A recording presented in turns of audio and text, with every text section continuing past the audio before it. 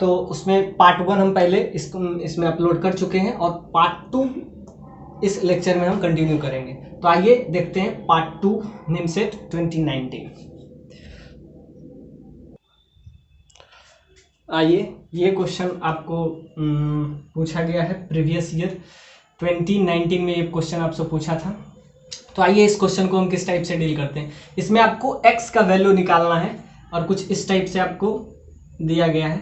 तो ध्यान से देखिए, बहुत सारा क्वेश्चन प्रीवियस ईयर में भी कैलकुलस से पूछा गया है और पहले भी कैलकुलस से मेजर पार्ट पूछा जाता है, और उसके बाद आपको सबसे ज़्यादा वेक्टर से, और उसके बाद आपको सिंपल सा बात है कोऑर्डिनेट से पूछा जाता है। तो ये भी क्वेश्चन आपको सिंपली कैलकुलस का है, इंटीग्रेशन का प्रॉब्लम है। तो बस एज यूजुअल आप वही काम कीजिए जो हर बार करते हैं, जैसा कि रूट x माइनस 1 रूट के अंदर है तो इसको आप कुछ नया वेरिएबल ले लेते हैं t। अब सारा इंटीग्रेशन हम t के फॉर्म में ले लेते हैं। तो यहाँ पे क्या हो जाता है, बोथ साइड इंटीग्रेट करेंगे तो यहाँ पे डिफरेंशिएट करेंगे तो dx कांस्टेंट टर्म का 0 हो जाएगा और यहाँ पे आपका आ जाएगा 2t dt, और यहाँ से आपका आ जाएगा dx का value 2t dt divided by ex। ये आपका आ गया सिंपली dx का वैल्यू। तो अब यहाँ से रख लेंगे और आपका क्या हो जाएगा नीचे log 2। अब ध्यान से देखिए, जब हम चेंज कर रहे हैं, पहले function in terms of x था, अब हम उसको t के टर्म में ले रहे हैं, तो यहाँ पे लिमिट भी चेंज करेगा। अब लिमिट पहले क्या था, लोअर लिमिट log 2 था, अपर लिमिट x था। तो ध्यान से देखिए, x को अब क्या कर लेंगे, अब t के टर्म में लिख देंगे तो अपर लिमिट t हो जाएगा, x के जगह पे t हो जाएगा, और log 2। अब ध्यान से देखिए, x का वैल्यू जब log 2 रखेंगे तो t क्या होगा, तो x क्या रख देंगे, x रख देंगे log 2।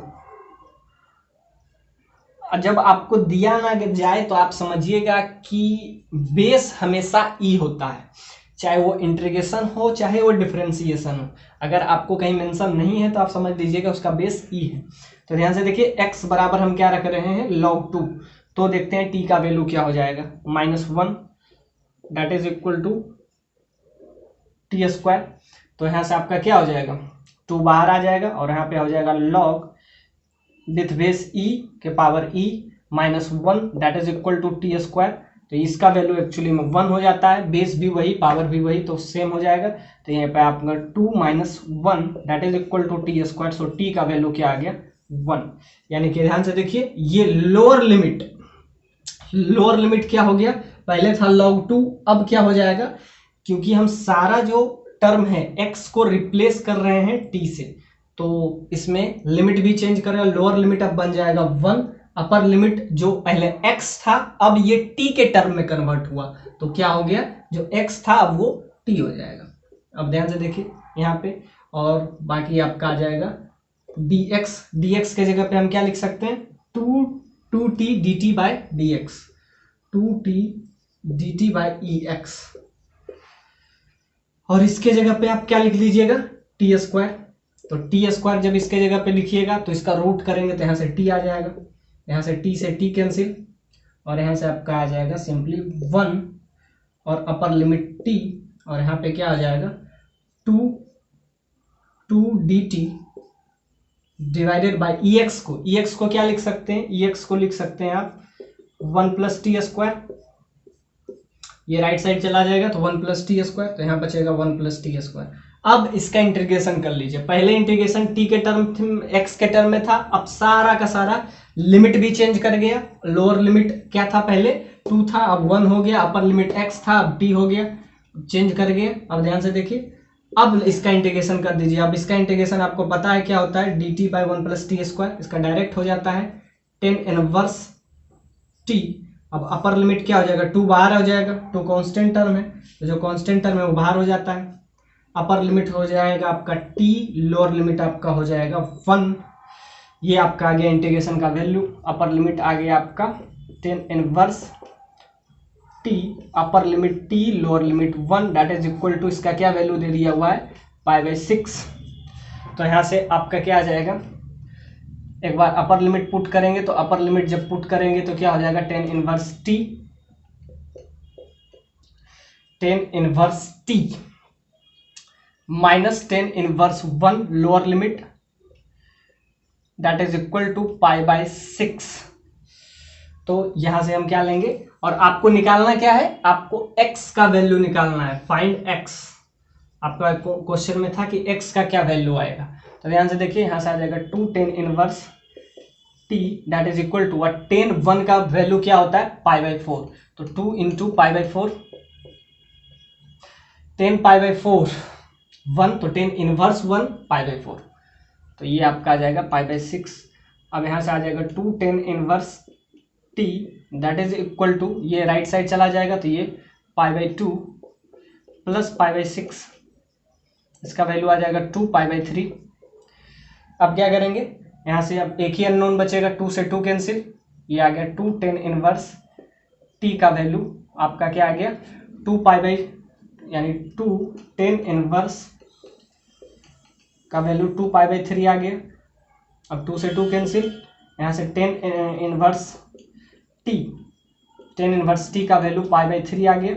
यहाँ से t का वैल्यू आपका सिंपली आ जाएगा रूट, इसका वैल्यू अगर आप निकालिएगा सिर्फ t का वैल्यू, तो t का वैल्यू क्या आ जाएगा 10 ये आपका आ जाएगा 1060 आपका आ जाता है √3।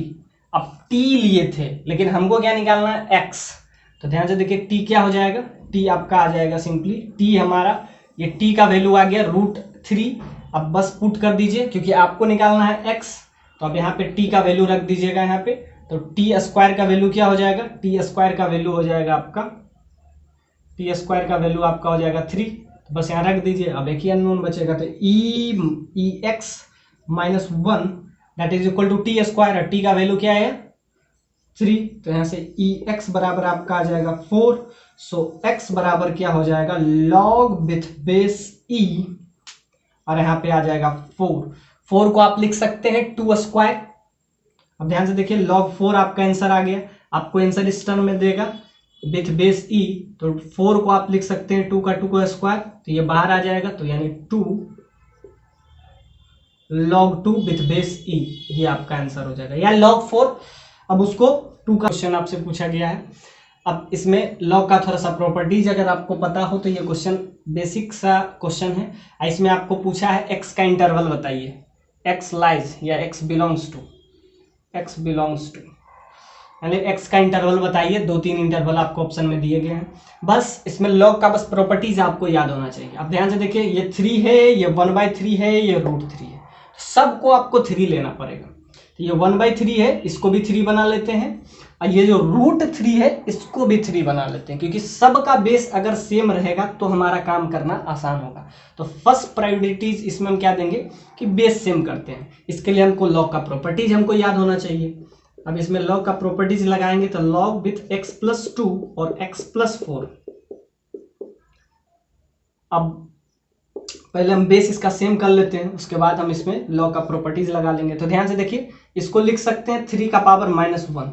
अब याद रखिएगा बेस में कुछ भी पावर रहता है, बेस में पावर, ये इसका बेस है, तो बेस में अगर कुछ भी पावर रहता है तो वो 1/k के, अगर बेस में पावर k है यानी कि कुछ भी बेस है, जैसे यहाँ पे है 3 का पावर -1, तो जब वो बाहर आता है तो 1/k के फॉर्म में आ जाता है। तो ध्यान से देखिए बेस पे कुछ भी पावर रहेगा और वो बाहर आएगा एज ए मल्टीप्लाई के रूप में, यानी आप ऐसे समझिए log a का power k that is b। अब इसको अगर आप थोड़ा सा इजी करेंगे तो ये k जो है ये बाहर 1/k के फॉर्म में आ जाएगा, और उसके बाद क्या बन जाएगा log a का पावर b। तो ध्यान से देखिए ये मतलब बेस का अगर कुछ पावर आएगा तो 1 आ जाता है, 1/k आ गया, यानी a का पावर k था तो वो 1/k आ गया। बस ये प्रॉपर्टीज इसमें लगाना आपको अगर आता है तो ये problem hopefully not a big challenge. अब यही प्रॉपर्टीज यूज करके हम इस प्रॉब्लम को सारे को बेस सेम कर देंगे। तो बेस जब हम इसमें सेम करेंगे तो क्या हो जाएगा, तब आपके लिए थोड़ा सा आसान हो जाएगा। तो ये बाहर आ जाएगा और बाकी हो जाएगा x+2 लेस देन log 1/2। अब ध्यान से देखिए इसमें भी हो जाएगा, तो इसमें √3 को हम क्या लिख सकते हैं 3 का पावर 1/2 के पावर 7। तो ध्यान से देखिए ये भी सारे में बेस को सेम करना है, तो ये जो पावर है अगर इसको आप कुछ देर के लिए k ले लें, यानी कि a का पावर k के पावर b, तो ऐसा अगर है तो ये k 1/k के रूप में बाहर आ जाएगा और बाकी a वो बन जाएगा। तो बस इसको बस बेस पहले हम सेम कर लेते हैं। तो बेस जब सेम करेंगे तो ये क्या हो जाएगा, ये बाहर आ जाएगा। तो यहाँ से आ जाएगा log 3x + 2 + x + 4 और यहाँ पे माइनस आ जाएगा -1। यहाँ पे आपका आ जाएगा log 3 with base x + 2 less than, यहाँ पे क्या हो जाएगा 1/2 बाहर आ जाएगा। तो ये 1/2 इंटू 1/2, तो इसका 1/1/2 तो क्या हो जाएगा 2 हो जाएगा। और यहाँ पे आपका हो जाएगा log 3⁻7। तो अब आपका क्या हो गया log a - log b, तो क्या होता है log a/b, a - b, और यही अगर प्लस रहता तो log क्या हो जाता है ab हो जाता। तो ध्यान से log a - b log a/b होता है। तो ये सब बेसिक प्रॉपर्टीज तो आपको पता ही होगा। अब बस अब कर देंगे तो यहाँ से आ जाएगा x + 2 into x + 4 divided by x + 2 less than, यहाँ पे क्या हो जाएगा ये 2 ऊपर जाएगा, 1/2 है तो 1/2 से 1/2 कैंसिल। तो यहाँ से आपका आ जाएगा सिंपली log विथ बेस 3⁻7। इधर कुछ ना कुछ कांस्टेंट टर्म आ गया, log ये कैंसिल हो जाएगा आपस में।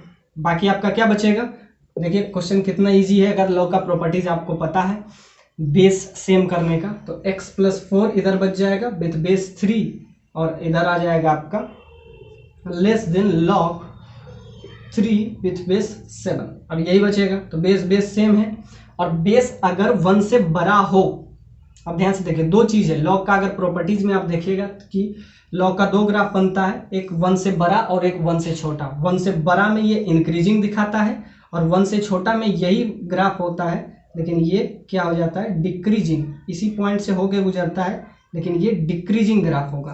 तो ये है कि जब उसका बेस क्या हो 1 से बड़ा हो, बेस 1 से बड़ा हो, और ये है बेस 0 और 1 के बीच में हो, तब उसका ग्राफ कुछ ये बनता है। और जब 1 से बड़ा हो तब उसका ग्राफ कुछ ये बनता है। तो ग्राफ बहुत इंपॉर्टेंट है। जब उसका 1 से बड़ा हो तब उसका ग्राफ एकदम फुल्ली इंक्रीजिंग बनता है, और जब 1 से छोटा हो तब क्या होता है उसका ग्राफ डिक्रीजिंग बनता है, यानी 0 और 1 से के बीच में हो तब उसका ग्राफ ये बनता है।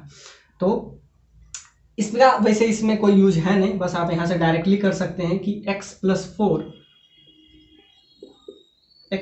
4 इज लेस देन 7। तो यहां से आपका आ जाएगा x इज, इधर नेगेटिव में जाएगा तो यहां से आपका आ जाएगा 3, x जो है लेस देन 3। यहां से आपका ये आ गया।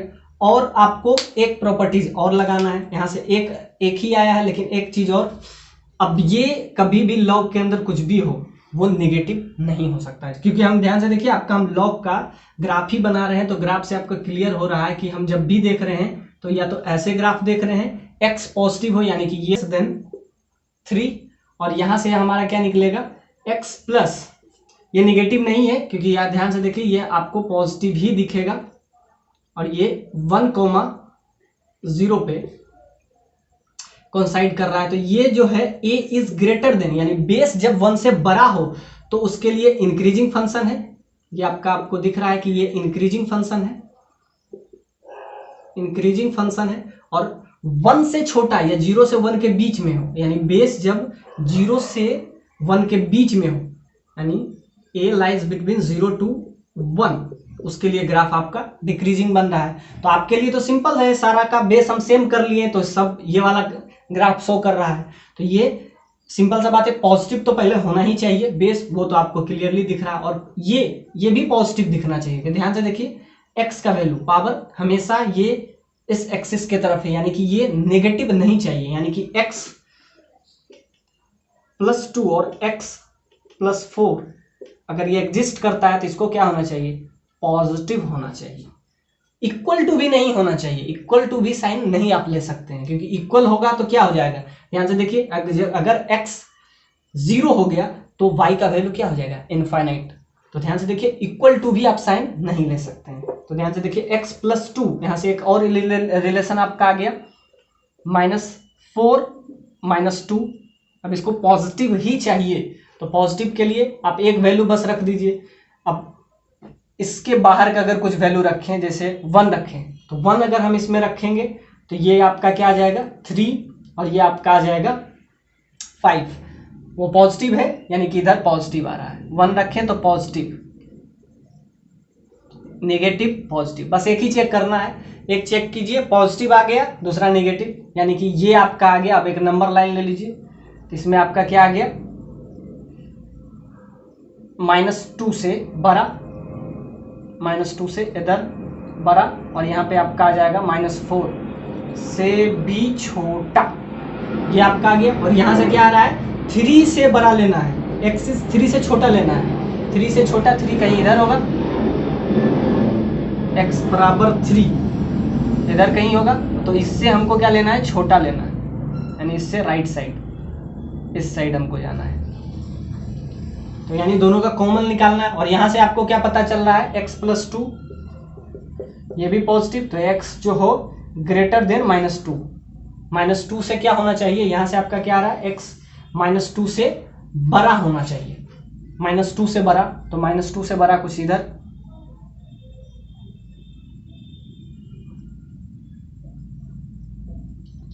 इधर होगा।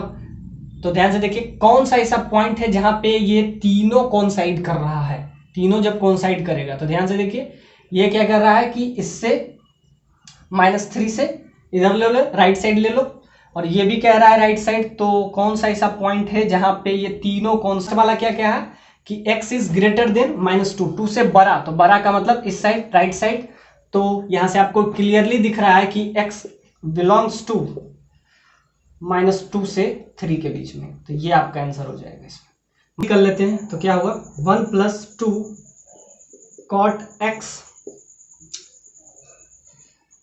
cosec x + cot x। अब ध्यान से देखिए इसको अगर हम थोड़ा सा इजी करें तो इसको हम लिख सकते हैं, जैसा कि आपको पता है cosec square x minus cot square x, इसका वैल्यू 1 होता है, तो इसके जगह पे आप लिख दीजिए। तो ध्यान से देखिए, क्योंकि cot और cos में रिलेशन ये आपको दिख रहा है, और रूट से हमको किसी न किसी तरीके से इसको बाहर करना है, ये भी आपको क्लियर दिख रहा है कि आपको क्या चाहिए कि इससे हमको बाहर निकलना है, इस रूट से बाहर निकलना है। इंटीग्रेशन तो आप तब कीजिएगा ना जब आपको सब कुछ क्लियर दिखे, रूट के अंदर आप इंटीग्रेशन तो कर नहीं सकते हैं, तो इससे हमको बाहर निकलना है। बाहर निकलने के लिए हमको कहीं ना कहीं स्क्वायर कुछ ना कुछ ढूंढना पड़ेगा, तो 1 को हम सीधे लिख देंगे cosec square x minus cot square x। अब इसको हम क्या लिख देते, 1 को कुछ देर के लिए लिख देते cosec square x minus cot square x। यहाँ पे आप यूजुअली आप लिख दीजिए 2 cot x into cosec x, और ये आपका हो जाएगा 2 cot स्क्वायर x, ये आपका आ जाएगा। अब ध्यान से देखिए 2 cot square x, 2 cot square x, और यहाँ से आप कैंसिलाइज हो जाएगा, यहाँ पे आपका आ जाएगा cosec square x plus cot square x, और ये आपका आ जाएगा 2 cot x into cosec x। बस हो गया। अब इसको आप क्या लिख सकते हैं, बस यहीं तक गेम खत्म, और क्या, अब कुछ बचा ही नहीं। मेन ये आपको सोचना था कि ये लिखना है, बाकी ये तो आपको पता ही है कि इसको हम लिख देंगे cosec x plus cot x का होल स्क्वायर। अब यहाँ रूट से हमको पता है कि यहाँ से हमको कुछ स्क्वायर आएगा जिससे ये रूट हट जाएगा, और रूट हट जाएगा उसके बाद इंटीग्रेशन तो हम इसका कर ही सकते हैं। अब इंटीग्रेशन कर लेंगे, ये स्क्वायर हो गया, तो ये आपका रूट यहाँ से रूट कैंसिल हो जाएगा, और ये आपका आ जाएगा cosec x plus cot x। अब इसका डायरेक्ट इंटीग्रेशन आप कर सकते हैं। ये देखिए स्क्वायर है, ये रूट है, तो 1/2 इंटू 2, 1/2 इंटू 2, 2 कैंसिल। अब इसका इंटीग्रेशन तो आपको पता ही है, अब तो इसका इंटीग्रेशन आसान है। तो मेन आपको इंटीग्रेशन आसान है, साइन कॉस में तोड़ दीजिए, तो यहाँ से आपका आ जाएगा 1 प्लस कॉस अपॉन साइन। अब ध्यान से देखिए ये आपका आ जाएगा सिंपल डिफरेंशिएशन, यहाँ fx और ऊपर क्या आ गया f' x dx, इसका डायरेक्ट होता है log fx। इसका डिफरेंशिएशन आपको दिख रहा है, साइन का क्या होगा cos, तो ऐसे log cos x plus c, ये ऑप्शन है। इसमें आपको x y z तीनों आपको कोई डिस्टिंक्ट रियल नंबर दिया हुआ है, आपको निकालना है फाइंड x y z। ये क्वेश्चन भी बहुत ही कंसेप्चुअल क्वेश्चन है। अब जैसा ही देखते ही इसका डिटर्मिनेंट का वैल्यू 0 है तो इसमें हम क्या करेंगे, स्प्लिट, क्योंकि आपको दो डिटर्मिनेंट यहाँ से मिल सकता है तो दो डिटर्मिनेंट हम यहाँ से निकाल लेंगे। तो यहाँ से क्या आ जाएगा एक्स वाई जेड, यहाँ से आ जाएगा x square y square z square, और ये 2 वाला पहले ले लेते हैं, 2 2 2 प्लस एक और डिटर्मिनेंट मिलेगा x y z x square y square z square, और यहाँ से क्या मिल जाएगा एक्स क्यूब वाई क्यूब और जेड क्यूब। तो दो डिटर्मिनेंट हमको मिल गया और दोनों का सम आपको दिया हुआ है 0। अब यहाँ से क्या कॉमन आपको दिख रहा है इस डिटर्मिनेंट में, एक इस थर्ड रॉ 3 से हम क्या कॉमन ले लेंगे, 2 कॉमन, 2 आपको कॉमन दिख रहा है, बाहर ले लेंगे, 2 कॉमन जब ले लेंगे तो यहाँ से क्या बचेगा एक्स वाई जेड, और यहाँ बचेगा x square y square z square, और ये बच जाएगा 1 1 1। अब ध्यान से देखिए इसमें कौन कौन सा कॉमन आ रहा है, तो ध्यान से देखिए इसमें इस रॉ 2 में आपको क्या दिख रहा होगा सिंपली, या इसमें आप ऐसा समझ सकते हैं इसमें कॉलम में हम कॉमन ले लेंगे, जैसे इसमें हम आप क्या लिए, आप ऐसा समझ सकते हैं रॉ नहीं ये कॉलम 3 में हम क्या लिए 2 कॉमन, तो 2 2 बाहर आ गया। अब इसमें सेकंड वाले में रॉ 1 में x कॉमन ले लेंगे, x सम में दिख रहा है तो x कॉमन लेके बाहर ले लेंगे, और यहाँ से रॉ 2 में आपको क्या कॉमन दिख रहा है, y कॉमन है, और रॉ 3 में आपको क्या है z कॉमन दिख रहा है, तो तीनों हम कॉमन ले लेंगे। और आपको निकालना है एक्स वाई जेड, यानी एक्स वाई जेड का कोफिशिएंट, तो यहाँ से इस रॉ से आपको x निकल जाएगा, इस रॉ से आपको y निकल जाएगा, इस रॉ से आपका z निकल जाएगा, तो बचेगा क्या, बाहर हो जाएगा एक्स वाई जेड। अब इससे कॉमन लिए तो क्या बच जाएगा 1, ये x, ये बच जाएगा एक्स स्क्वायर, ये 1 वाई स्क्वायर 1 जेड स्क्वायर। ध्यान से देखिए इसमें आपको x कॉमन दिख रहा था तो x कॉमन ले लिए, इसमें आपको y दिख रहा है। अब दोनों डिटर्मिनेंट कुछ ऐसा हो गया, अब दोनों डिटर्मिनेंट सेम है। अब सेम कैसे है ये हम आपको बताते हैं, x वाई जेड, ये x square y square z square, ये 1 1 1, ये आपका पहला डिटर्मिनेंट है। और दूसरा डिटर्मिनेंट आपको क्या है 1 1 1 x y z x square y square z square. हालांकि आपको सेम दिख नहीं रहा है लेकिन है ये सेम, इसमें आपको 2 से मल्टीप्लाई है और ये आपका है एक्स वाई जेड से मल्टीप्लाई है। अब क्या करें, अगर आपको सेम नहीं दिख रहा है तो क्या करें, इसको एज यूज टू इसको इसमें कन्वर्ट कर लेते हैं, यानी कि ये जो कॉलम 3 है, यानी कि कॉलम 3 को रिप्लेस कर देते हैं कॉलम 1 में, यानी कि इसको यहाँ ले आते हैं और इसको यहाँ ले आते हैं। तो याद रखिएगा जब हम चेंज करते हैं तो इवन नंबर ऑफ एक्सचेंज जब करते हैं तो रिजल्ट पे कोई फर्क नहीं पड़ता है। मतलब इवन नंबर ऑफ एक्सचेंज यानी 2 बार एक्सचेंज करेंगे तो रिजल्ट पे कोई फर्क नहीं पड़ेगा, और अगर एक बार एक्सचेंज करेंगे यानी ऑड नंबर ऑफ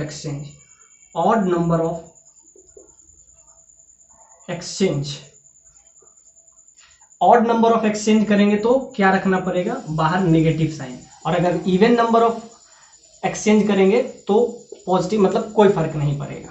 तो ध्यान से देखिए हम इवन नंबर ऑफ चेंज करेंगे, क्या किए कॉलम 1 को, यानी कि ये वाला जो है कॉलम ये 3 है, इसको और ये कॉलम 1 है, तो एक दूसरे को यहाँ से यहाँ ट्रांसफर किए, एक्सचेंज किए। तो पहला ये किए तो हमारा पास क्या बन जाएगा, तो यहाँ पे 1 1 1 ये बन गया, और यहाँ पे x square y square z square है, और यहाँ पे एक्स वाई जेड आ जाएगा। अभी एक चेंज किए हैं, अभी ऑड किए हैं तो इस पे क्या आ जाएगा, नेगेटिव साइन। फिर क्या करेंगे, एक एक्सचेंज और करेंगे, तो यहाँ पे क्या करेंगे, ये आपका जब आएगा कॉलम 2 को एक्सचेंज करेंगे कॉलम 3 से, और कॉलम 3 को कॉलम 2 में, यानी दोनों साइड इस टाइप का हम शेप बना देते हैं। 3 को 1 पे शिफ्ट किए और 1 को 3 पे शिफ्ट किए, तो एक नेगेटिव साइन, क्यों? क्योंकि ऑड एक्सचेंज किए हैं। फिर क्या करेंगे, एक और एक्सचेंज करेंगे, तो एक और एक्सचेंज करेंगे तो क्या हो जाएगा, 1 एक्सचेंज किए तो ये आया, और एक और एक्सचेंज करेंगे तो क्या हो जाएगा, इवन एक्सचेंज, जिससे रिजल्ट पे कोई फर्क नहीं पड़ता। अब हम 3 को, यानी कि ये जो कॉलम है इसको इधर कॉलम 2 में और इसको कॉलम 2 को कॉलम 3 में, तब आपका पूरा का पूरा क्या बन जाएगा आपका, ये तो आपको 1 1 1 तो है ही, 1 1 1, अब ये इधर जाएगा और ये इधर आ जाएगा, तो यहाँ से आ जाएगा x y z, और ये आपका आ जाएगा x square y square z square. अब ध्यान से देखिए, एग्जैक्टली वही है ये वाला जो ये है, यानी क्या किए हम, इवन नंबर ऑफ चेंज किए, मतलब दोनों सेम है। जब दोनों सेम है तो हम क्या ले सकते हैं, कॉमन ले सकते हैं। तो हम यहाँ पे दोनों जब सेम है तो दोनों को कॉमन ले लेते हैं, बस यही आपको करना था, दोनों को सेम ले लिए, तो 1 1 1 x y z x square y square z square, ये आपका कॉमन आ गया, तो यहाँ से क्या आ जाएगा 2 प्लस एगो से आ जाएगा x y z that is equal to 0। तो क्या हो सकता है, एक बार ये 0 हो सकता है या तो एक बार ये 0 हो सकता है।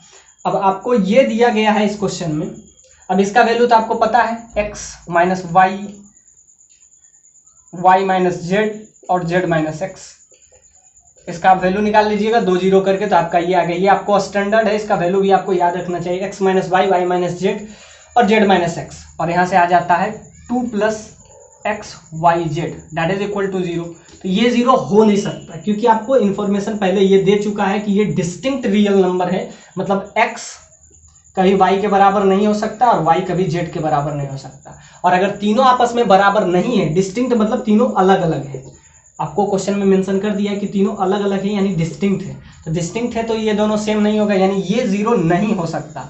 तो अगर ये 0 नहीं हो सकता है तो यही 0 होगा और यही 0। आप तो बस यहाँ तक पहुँच जाइए, उसके बाद आपको पता है x y z plus 2 equal to 0, तो x y z का वैल्यू -2 हो जाएगा। बस आपको यहाँ तक पहुँचना था और ये पता करना था, मतलब कि बस ये तो 0 हो नहीं सकता है, तो वही 0 होगा, वही एक ऑप्शन में ही दिख रहा था, क्योंकि आपको x y z ही निकालना है, पूछा है।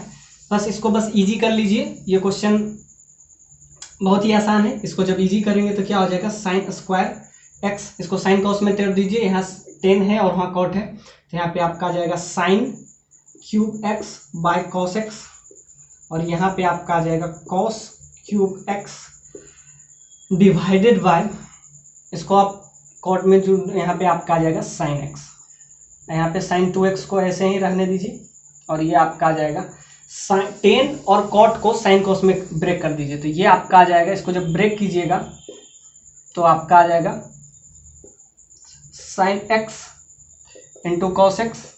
इसको थोड़ा सा और इजी करने का कोशिश कीजिए, वैसे इसका रिजल्ट आप याद रखें 1 बाय होता है, यहाँ से sign square x plus cos square x, इसका एलसीएम ले लीजिएगा तो आपको ये आपको इजीली वे में मिल जाएगा। और यहाँ पे इसको थोड़ा सा इजी कीजिएगा तो आपका आ जाएगा sine x into cos x, और ये आपका आ जाएगा sine power 4x plus cos का पावर 4x, ये आपका आ जाएगा साइन 2x।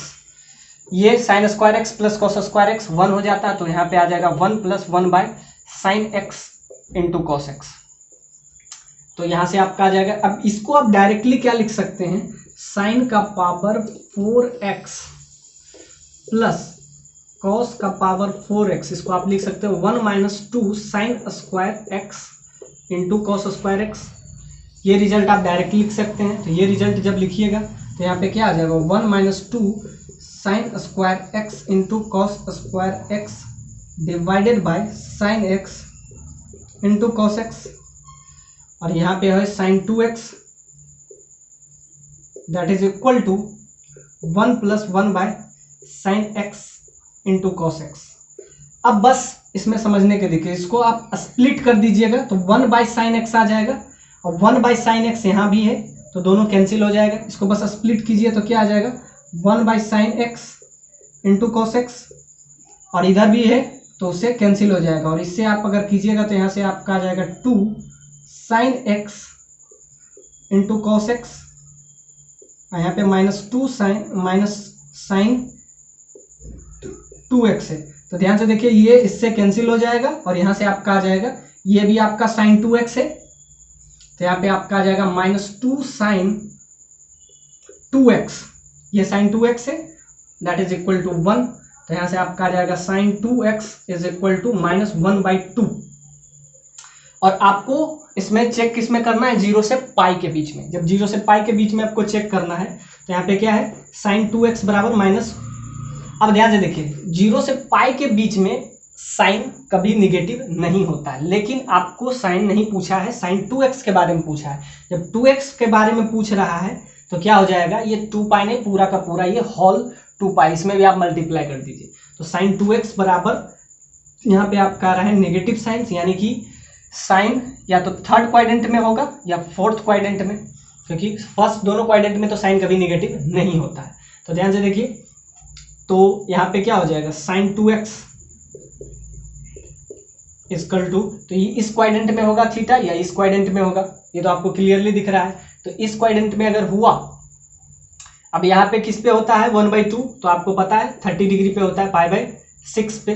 तो ध्यान से यहाँ से आप याद रखिए पाई ऐड कर दीजिए, तो यहाँ से आपका क्या आ जाएगा 7 π/6, क्योंकि आपको इजिली वे में दिख रहा है कि इस दोनों क्वाड्रेंट में तो ये पॉजिटिव होता है, निगेटिव तो इसी दोनों क्वाड्रेंट में होगा।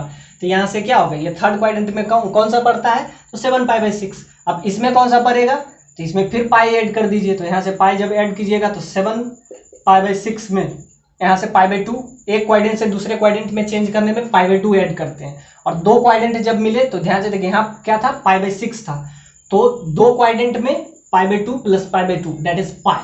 दो क्वाड्रेंट जब चेंज करता है तो पाई से ऐड कर दीजिए, जब एक क्वाड्रेंट चेंज करता है तो π/2 से चेंज कर दीजिए। तो ये आपका सिंपली आ जाएगा, आप इसको ऐड कर दीजिए, तो ये आप ऐड कीजिएगा तो यहाँ से क्या आ जाएगा 7 पाई और प्लस 3 यानी 10 पाई डिवाइडेड बाय 6, यानी कि यहाँ पे आपका आ जाएगा 10 π/6। यहाँ से आपका क्या हो जाएगा 7 π/6 को अगर π/2 से आप ऐड कीजिएगा तो यहाँ से आप सिंपली यहाँ से 3 और ऊपर भी 3, तो 7/10, तो ये आपका आ गया दोनों। लेकिन ये आपका आंसर अभी हुआ नहीं, ये आपका इस क्वाड्रेंट में आ गया, तो इसको आप इजी कीजिएगा तो आपका क्या आ जाएगा 5/3। अब ध्यान से देखिए 5/3 आ गया, 5, लेकिन ये आपका 2x का आ रहा है, जितना काम अभी हम कर रहे थे 2x का आ रहा है, तो इसको आप डिवाइड भी कर दीजिएगा तो क्या आ जाएगा 7 π/12, और अगर 10 पाई में ही रखना उसको चाहते हैं तो यहाँ पे आपका आ जाएगा 10 π/12। तो ये दोनों आंसर आपका आ जाएगा। सो हो a plus b equal to π/6, minimum value of 10a plus 10b। तो ये क्वेश्चन मैक्सिमा मिनिमा का क्वेश्चन है, ये आपको मैक्सिमा मिनिमा का इसमें कंसेप्ट थोड़ा सा लगता है। तो आइए इसको किस टाइप से हम डील करेंगे। जैसे कि 10a प्लस 10b आपको दिया हुआ है, तो यहाँ से आप लिखिएगा, अब दोनों साइड आप इजली वे में आप अगर 10 ले लीजिए तो वो भी सही है। तो 10a प्लस 10b, आप ऐसा समझिए कि 10a प्लस 10b आपसे पूछा है, तो 10b को आप लिख लीजिए। b को क्या लिख सकते हैं, यहाँ से b को लिख सकते हैं π/6 माइनस 10a माइनस a, तो यहाँ पे b को हम लिख सकते हैं π/6 माइनस a।